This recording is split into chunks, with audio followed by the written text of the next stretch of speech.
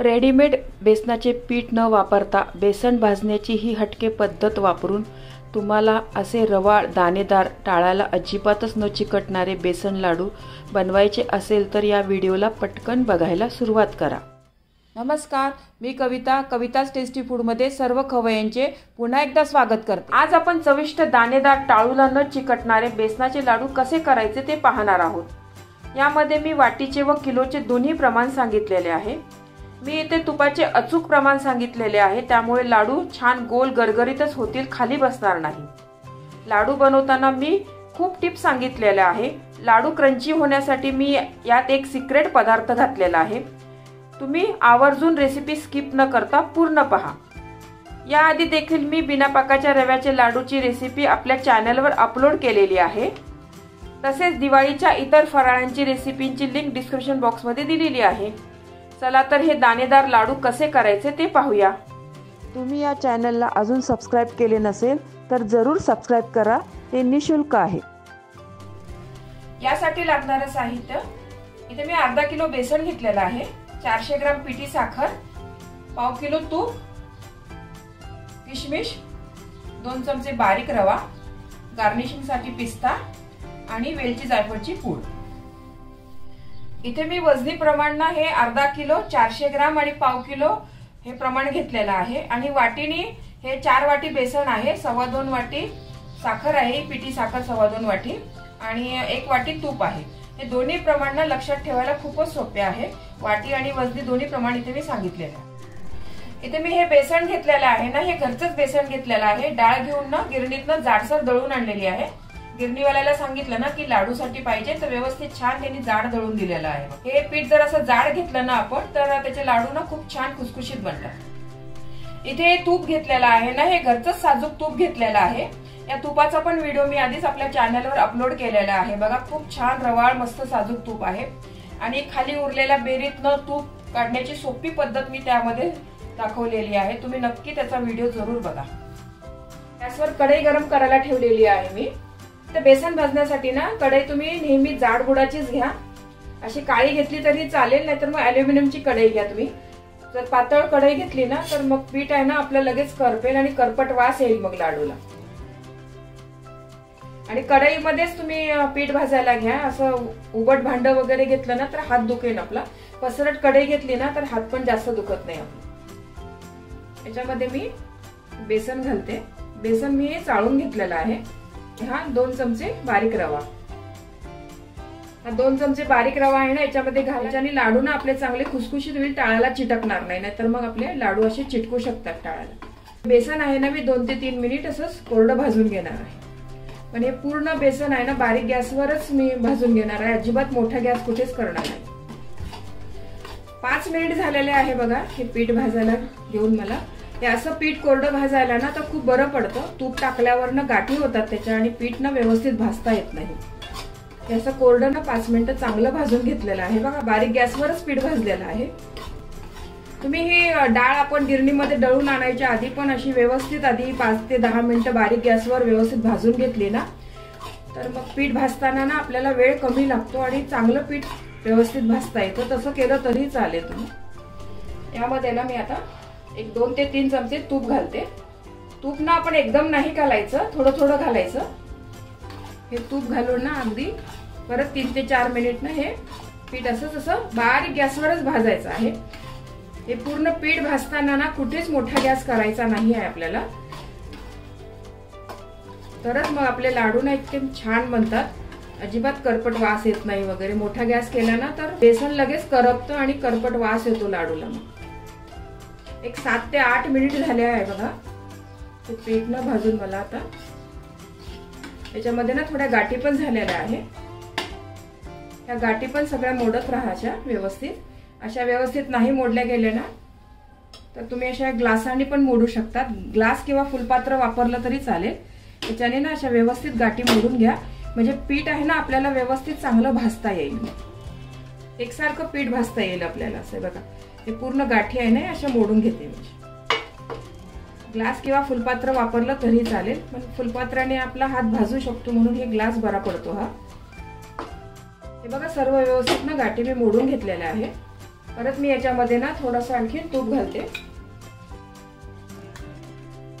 हे बघा इतकंच तूप राहिलेलं आहे. असंच मी थोडंच घालणार आहे शेवटपर्यंत, एकदम नाही घालणार आहे. ह्याच्यात थोडं घातलं ना तर कळतं आपल्याला की तूप किती पाहिजे म्हणून.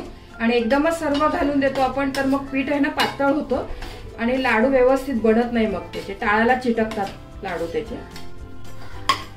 एकूण मला अर्धा तास झाला आहे बघा हे पीठ भाजायला घेऊन. याच्यामध्ये ना मी आता हे उरलेलं सर्व तूप घालते. आता हे पीठ पूर्ण भाजायला ना एक तासभर तरी लागतं आपल्याला. हे पीठ भाजताना ना थोडं पेशन्सच काम आहे. पूर्ण हे पीठ आहे ना मी बारीक गॅसवरच भाजत आहे. अजिबात मोठा गॅस कुठंच करत नाही आहे. घाई गडबड असेल ना तर तुम्ही हे लाडू नका करू. वेळ असेल तर निवांत थोडंसं तरच लाडू करायला घ्या. तसाही दिवाळीचा फराळ आहे ना, तर वेळ देऊन केला तरच चांगला मस्त रुचकर बनतो. घाई गडबड केली ना तर मग व्यवस्थित नाही बनत पदार्थ. चकली असो, लाडू असो, करंजी असो. 1 तास झाला आहे बघा हे पीठ भाजायला घेऊन मला. पीठ मस्त आपलं खमंग भाजलेलं आहे. कलर पण बघा किती चांगला आलेला आहे. आणि जसं आपलं पीठ भाजतंय ना तसं तूप आपलं सुटायला लागलंय बघा. व्यवस्थित आता हलवता पण येत आहे.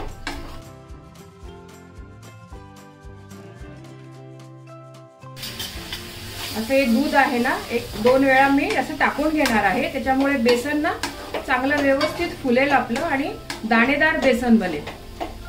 हे लाडू आहे ना आपल्या टाळूला अजिबात चिटकणार नाही. मस्त लाडू बनतात असे मस्त. मात्र हे टाकल्यावर ना एक 5 ते 6 मिनिट ना परत चांगलं व्यवस्थित बेसन परतून घ्या. म्हणजे जे आपण दूध टाकलं आहे ना ते दुधाचा अंश पूर्ण गेला पाहिजे. 2 वेळा टाकलाय, अजून एकदा मी टाकणार आहे.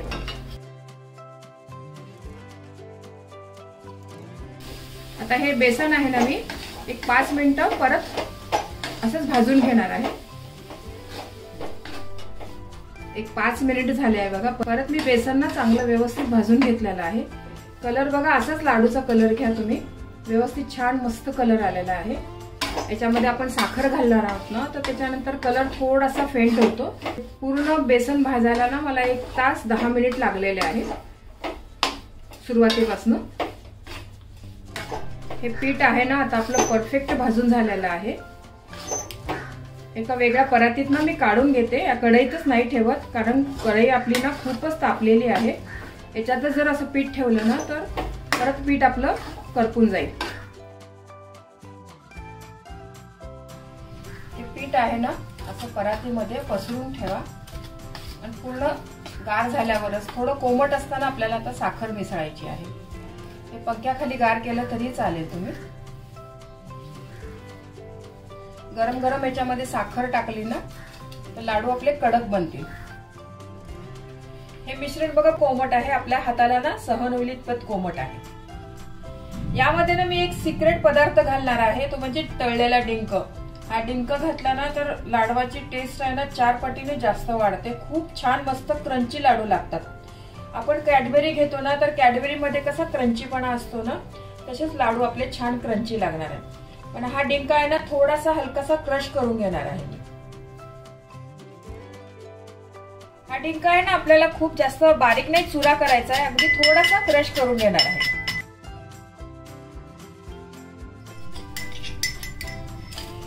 हे बघा असा डिंक मी करून घेतलेला आहे. फार बारीक चुरा नाही केलेला आहे. बाकीचा उरलेला डिंक आहे ना तो पण याच पद्धतीने मी बारीक करून घेते. हा डिंक आहे ना या बेसनामध्ये मी घालते. तुम्ही पण असा डिंक घालून बघा. डिंक पण आपल्या आरोग्यासाठी खूप चांगला आहे. तसा डिंक आपल्याकडनं ना जास्त खाल्ला जात नाही. डिंकामुळे ना हाडं आपली खूप मजबूत होतात चांगली. आपण फक्त हा डिंक आहे ना डिंकाचे लाडू मेथीचे लाडू असले ना त्याच्यातच घालतो. दुसरा कशातच वापर करत नाही. अशा लाडूंमध्ये पण नक्की वापरा तुम्ही. खूप चांगला आहे तब्येतीला आपल्या डिंक. हा डिंक आहे ना माझा बबुळीच्या झाडाचा डिंक आहे. बबुळीच्या झाडाचा डिंक आपल्या आरोग्याला खूप चांगला असतो. ही साखर आहे ना ही साखर पण याच्यात घालते मी. हे वेलची जायफळची पूड, थोडे मनुके. तुम्ही इथे चारोळी पण टाकली तरी चालेल किंवा तुम्हाला आवडत असेल तर थोडे ड्रायफ्रुट्स टाकले तरी चालतील याच्यामध्ये. बेसनामध्ये ना पूर्ण चांगला एकजीव करून घेऊया व्यवस्थित.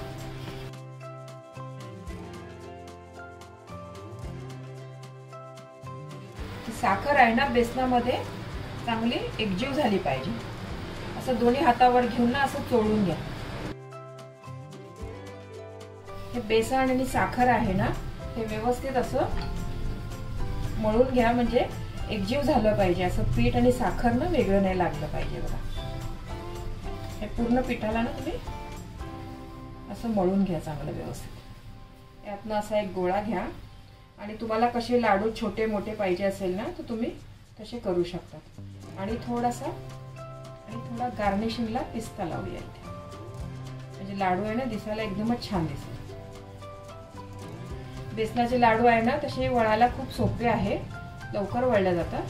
सुरुवातीला याचा आकार व्यवस्थित येणार नाही, कारण आपल्या हाताच्या उष्णतेमुळे ना तूप वितळल्यासारखं होईल. पण नंतर परत आपल्याला ना 5 मिनिटांनी असा गोल गरगरीत चांगला लाडू करता येईल. बघा छान मस्त लाडू झालेला आहे. मगाशी ना माझी वाटी दाखवायची राहिली होती. मी या वाटीच्या प्रमाणे ना 4 वाटी बेसन, 2.25 वाटी पिठी साखर आणि 1 वाटी तूप याच वाटीच्या प्रमाणाने घेतलेलं होतं. मी मगाशी सांगितलं होतं पण वाटी दाखवायची राहिली होती. ही माझी 1/2 किलोची घरची वाटी आहे बघा आपली. हे लाडू बनवताना मी खूप साऱ्या छोट्या छोट्या महत्त्वाच्या टिप्स सांगितलेल्या आहे.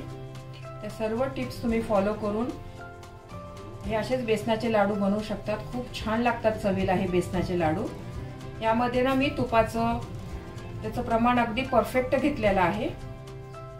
तुम्हाला जर गोड जरा जास्त लागत असेल ना तर तुम्ही पिठी साखर आहे ना आपली ती अर्धा किलो बेसन आणि अर्धा किलो पिठी साखर घेतली तरी चालेल. पण हे 400 ग्राम मी घेतलेली ना ती पण परफेक्ट आहे. जास्त गोड हवं असेल तर तुम्ही तसंही करू शकता. हे बघा किती छान मस्त गोल गरगरीत लाडू झालेला आहे. हे बघा माझे असे छान लाडू वळून झालेले. बाकीचे पण याच पद्धतीने मी असे लाडू वळून. एवढ्या या मिश्रणामध्ये बघा मीडियम आकाराचे ना 29 लाडू तयार झालेले आहेत. आता आपण या लाडूचं वजन बघूया. अर्धा किलो बेसनामध्ये बघा आपले 1 किलो 300 ग्राम लाडू तयार झालेले आहे. तुम्हाला कोणाला जर फूड बिझनेस करायचा असेल ना तर हे प्रमाण घेऊन तुम्ही फूड बिझनेस करू शकता. एक लाडू मी तुम्हाला तोडून पण दाखवते. एकदम मस्त लाडू झालेले आहे बघा. चवीला तर एकदम भारी झालेले आहे. टाळूला न चिकटणारे लाडू तयार झालेले आहे बघा. या लाडू मध्ये ना आपण डिंक टाकल्यामुळे ना एकदम मस्त क्रंची लाडू तयार झालेले आहे. चवीला एकदम भारी लागतात हे लाडू. मला काही महत्त्वाच्या टिप्स सांगायच्या आहे. बेसन हे तुम्ही बारीक गॅसवरच भाजा. मोठ्या गॅसवर भाजलं तर बेसनाचा करपट वास येतो व लाडू चवीला चांगले लागत नाही. बेसन भाजताना जाड बुडाची पसरट कढई घ्या, म्हणजे बेसन भाजताना हात दुखणार नाही. कढई ही जाड बुडाची स्टीलची किंवा ॲल्युमिनियमची घ्या. हार्ड एनोडाइज काळी कढईमध्ये पीठ भाजायला थोडा जास्त वेळ लागतो. हा माझा पर्सनल स्वतःचा अनुभव आहे. लाडूमध्ये डिंक जरूर वापरा. याने लाडू चवीला खूपच छान लागतात व अजूनच पौष्टिक बनतात. या सर्व टिप्स वापरून तुम्ही हे लाडू एकदा नक्की करून पहा. खूप आवडतील तुमच्या घरी सर्वांना. तुम्हाला ही रेसिपी आवडली असेल तर तुमच्या मित्रमैत्रिणी आणि नातेवाईकांबरोबर शेअर करा. व्हिडिओला लाईक करा व चॅनलला सबस्क्राईब करा. रेसिपीला कमेंट्स करा. तुमच्या कमेंट्स वाचायला मला फार आवडतात. तुमच्या लाईक्स आणि कमेंट्समुळे माझा उत्साह वाढतो आणि नवनवीन व्हिडिओ बनवण्यासाठी प्रोत्साहन मिळते. त्याचबरोबर तुम्ही मला फेसबुक, इंस्टाग्राम आणि पिनट्रेस्टवर देखील फॉलो करू शकतात. त्यांची लिंक डिस्क्रिप्शन बॉक्समध्ये दिलेली आहे. तुम्ही ही रेसिपी कोणत्या गावातून पाहताय तेही सांगा. तर पुन्हा भेटूया एका नवीन रेसिपीसह. तोपर्यंत मस्त खा, काळजी घ्या. धन्यवाद.